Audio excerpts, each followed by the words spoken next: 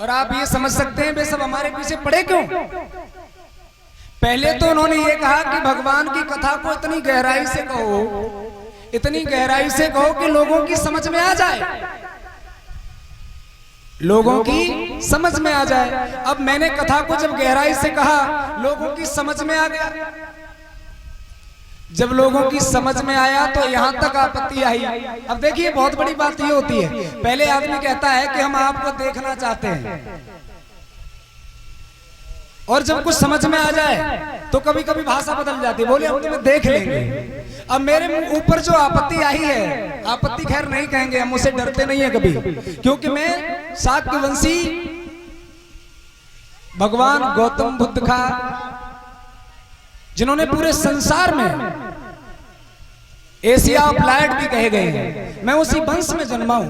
लोगों ने आज मुझे एक आपत्ति के कटघरे में खड़ा कर दिया, केवल छोटी सी बात पे। कहो तो मैं बताऊं छोटी सी बात क्या है। केवल छोटी सी बात यह है कि मैंने राम कथा को थोड़ी गहराई से सुना दी। लोगों ने कहा राम कथा सुनाइए, मैंने कहा ठीक है मैं गहराई से सुना देता हूं। अब भगवान राम के चरित्र का एक छोटा सा वर्णन मैंने कर दिया, वो वर्णन पूरे देश में नहीं पूरी दुनिया में फैलने के आसार में लग रहा है। अभी तो भारत में ही हंगामा मचा है। केवल बात इतनी सी है कि भगवान श्री राम इनके जन्म के विषय में थोड़ी सी बात मैंने कह दी। किसी व्यक्ति ने यह कहा कि महाराज जन्म पर थोड़ा प्रकाश डाल दीजिए। अब वो प्रकाश क्या था कि रावण की महाराज दशरथ से एक बार आपस में मुलाकात हो गई। रावण को यह पता चला कि दशरथ के अंश से जो बच्चा पैदा होगा वो मुझे मार डालेगा। भैया गौर से सुनने की बात है, क्योंकि मैं जो भी बोलता हूं खुल्लम खुल्ला बोलता हूं, और इसीलिए हमारे पीछे पूरा देश पड़ा हुआ। जब भगवान राम के पिता दशरथ से रावण की मुलाकात हुई और रावण ने देखा कि दशरथ के अंश से मेरा काल पैदा होने वाला, तो रावण ने क्या किया, दशरथ को नपुंसक बना दिया। अब दशरथ नपुंसक हो गए तो इसका मतलब यह हुआ कि अब रावण को मारने वाला कोई नहीं रहा। यही हुआ ना, क्योंकि रावण के अंश, दशरथ के अंश से अब कोई पैदा होगा ही नहीं। लेकिन मैंने छोटी सी बात ये कह दी, महाराज ये बताइए, जब रावण ने अपने काल को खत्म कर दिया क्योंकि दशरथ को नपुंसक कर दिया, फिर हमें ये बताइए खीर से पैदा होने वाले राम ने रावण को कैसे मार डाला। मौत तो दशरथ के अंश से पैदा होने वाले से थी, और ये राम तो खीर से पैदा हुए हैं। जबकि रामायण में तुलसीदास चौपाई में साफ साफ लिखते हैं, एक बात लिख रहे हैं तुलसीदास, मैं कुछ अपने पास से नहीं कह रहा हूं,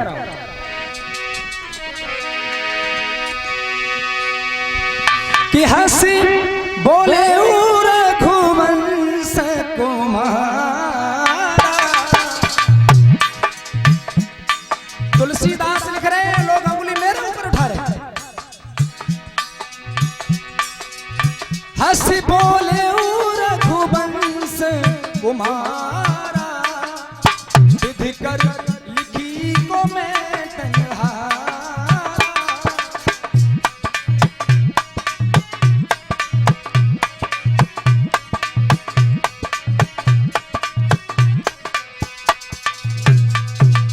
बाबा गोस्वामी तुलसीदास रामायण के अंदर साफ साफ लिख रहे हैं, और भगवान राम कह रहे हैं, हंस बोले रघुवंश कुमारा, विधि कर लिखी को मैं तन्हारा।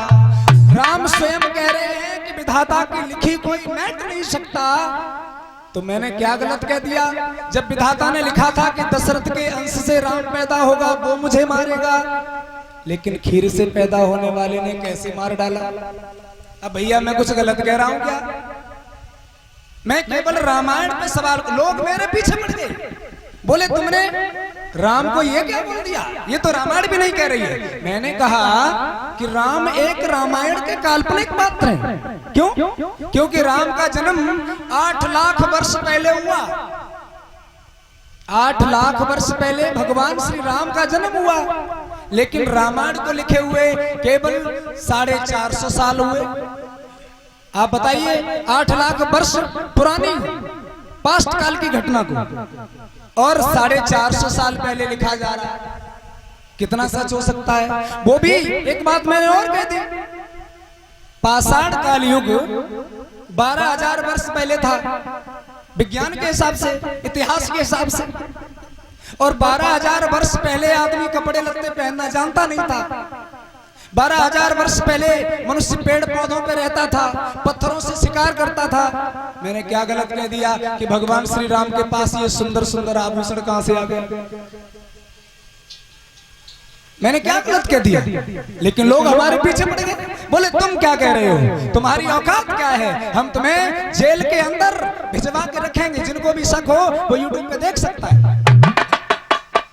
एक से एक बड़े बड़े प्रकांड पंडित हमारे पीछे पड़े हैं। जो कोई कहता है कि मैं अयोध्या का मठाधीश हूँ, कोई कहता है मैं मथुरा का मठाधीश हूँ। अब बताइए हम जाएं तो कहां जाएं?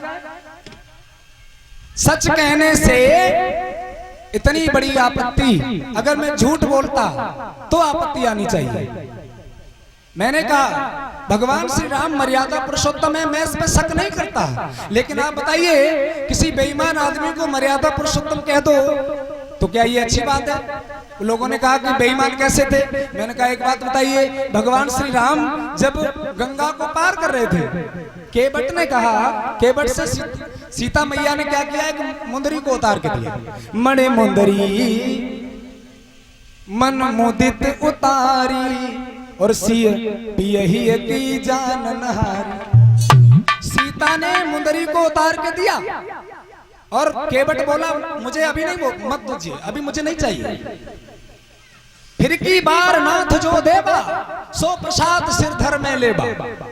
केवट कह रहा है अभी तो तुम जा रहे हो, जब लौट के आओगे तो जो भी दोगे हम ले लेंगे। अब महाराज फिर सोचिए मैंने क्या गलत कह दिया?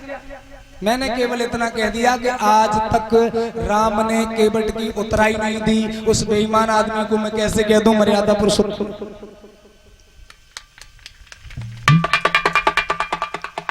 मैं ये नहीं कहता हूं कि वो भगवान नहीं है, लेकिन लोग मेरे पीछे पड़ गए, बोले हम तुम्हें जेल के अंदर पहुंचा कर छोड़ेंगे। मैंने कहा जाओ, तुम्हें भी चैलेंज करता हूं। तुमने सलाखों की मुझे धमकी दी है, मैं सनातन धर्म में रहकर सच नहीं बोल सकता, तो ऐसे सनातन धर्म से हमें कोई लेना देना नहीं। मैं झूठ बोलने के लिए पैदा नहीं हुआ।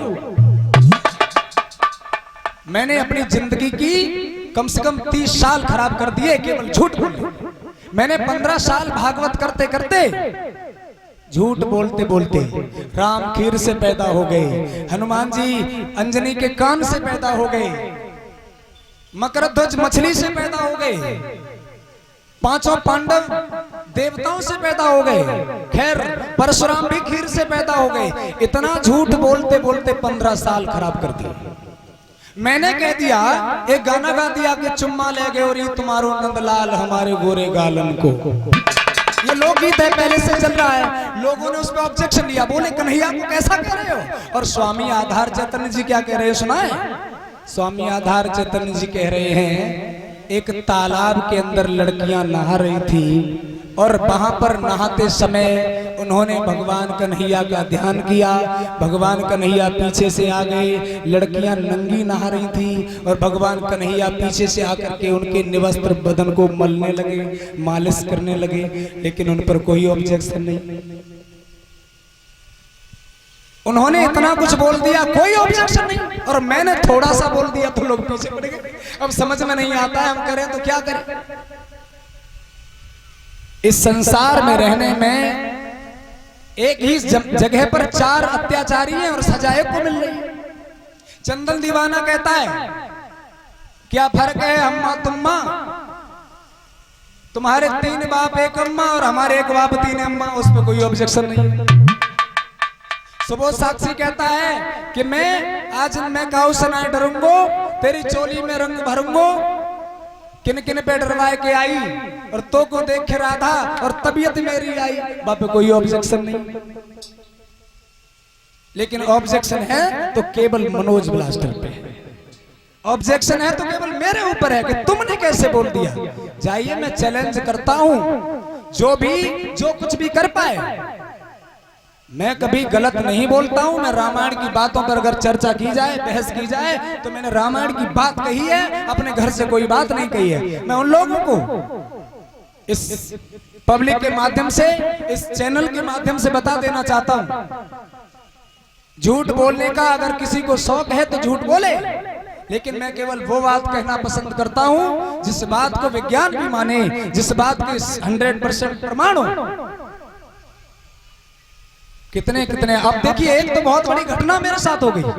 सुबोध साक्षी नाम का एक कलाकार है, उसने मालूम क्या किया, अपनी पत्नी का फोटो लगा दिया यूट्यूब पे और ये कहा देखिए ये मनोज ब्लास्टर की पत्नी है। लोग अपनी पत्नियां मनोज ब्लास्टर की पत्नियां बताने लगे। लोग दूसरे की कॉल रिकॉर्डिंग को कह रहे हैं ये मनोज ब्लास्टर की पत्नी हमसे फोन पे बात कर रही है। मैं कहता हूं उन कमीनों के लिए, अगर वो मेरी पत्नी है तो उसकी आवाज मेरी पत्नी से मैच करा दे। अगर वो मेरी पत्नी है तो जो फोटो तूने यूट्यूब पे लगाया है वो मेरी पत्नी से मिला दे। इतने इतने कमीने इस देश में रहते हैं, लेकिन लोग उनका बराबर सहयोग कर रहे हैं। बोले कि इसने राम को काल्पनिक कैसे कहा है, इसका जवाब दीजिए। लेकिन इस नालायक ने मेरी पत्नी को झूठा मूठा अपमानित करना चाहा है, लेकिन कोई बोलना नहीं चाहता, किसी की औकात नहीं है बोलने की। जो आज आपत्ति मेरे ऊपर है, जो जिस दिन उनके ऊपर आए, जिस दिन उनकी बहन बेटियों को अपमानित करेगा, उस दिन उनको समझ में आ जाएगा। अब आपको लग रहा होगा, कुछ लोग यहाँ से भी सोच रहे होंगे ऐसा करें कि जल्दी से जल्दी चंदन दीवाना को बताओ, क्योंकि चंदन दीवाना उसने अपने चैनल पे एक वीडियो मेरा वायरल किया और वो वीडियो राठौर वीडियो में बनाया गया। स्वयं अभिलाष सिंह राठौर ने बनाया, उनके लड़के ब्रजमोहन ने बनाया। रिकॉर्डिंग की जिस स्टूडियो के अंदर 10 साल से मैं गा रहा था, उसने मेरे साथ में गद्दारी कर दी। अब आप एक बात बताइए, उनको ये याद नहीं रहा कि तुम चुनाव तभी लड़ पाते हो जब SC सीट आती है, ये बात भूल गए। और चंदन दीवाना पंडित है, वो इतना बड़ा लखपति बनता है, वो आज 2 साल हो गए, वो चंदन दीवाना जो बहुत बड़ा लखपति बनता है 2 साल से राठौर के मकान में कमरे में रह रहा है, उसको अपनी औकात याद नहीं। ठीक है, मैं ज्यादा नहीं कहना चाहता हूं, मैं केवल उनको ये अवगत करा देना चाहता हूं। तुमने मुझे ये कहा है कि ब्लास्टर भाग कहां रहे हो, मैं आज तक कभी भागा नहीं हूं और तुम जैसे से भागूंगा क्या? तुम खुद दूसरे देश से भगाए हुए हो, तुम दूसरे देश से भगाए हुए और भारत में कह रहे हो हम भाग रहे हैं। हम यहाँ के मूल निवासी हैं, न कभी भागे हैं और न कोई हमें भगाने वाला आज तक पैदा हुआ। अगर आपत्ति है तो तुमको है, डर है तो तुमको है, कहीं राम की पोल न खुल जाए, कहीं हमारी पोल न खुल जाए। अगर पोल खुल गई तो हम कमाएंगे खाएंगे कैसे, हमारा पूरा धंधा चौपट हो जाएगा। इसलिए इस मनोज ब्लास्टर को यहीं पर कवर किया जाए जिससे ये आगे कुछ बोल नहीं पाए। मैं चैलेंज करता हूं, ऐसे धर्म को धिक्कार है, ऐसी।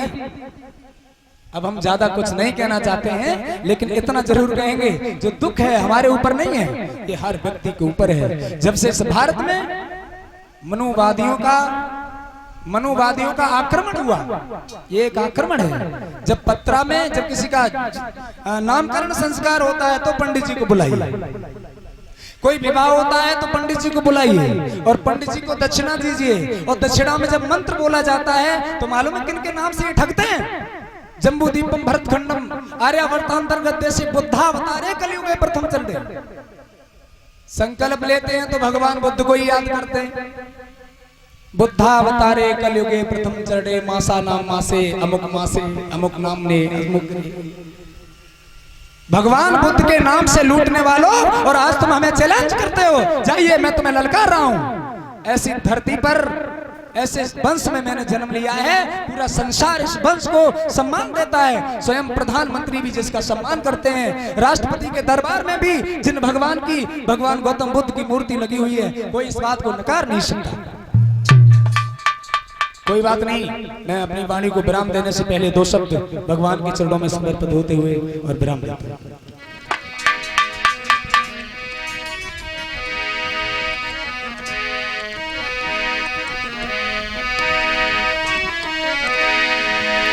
कि मेरा आपकी कृपा से सब काम हो रहा,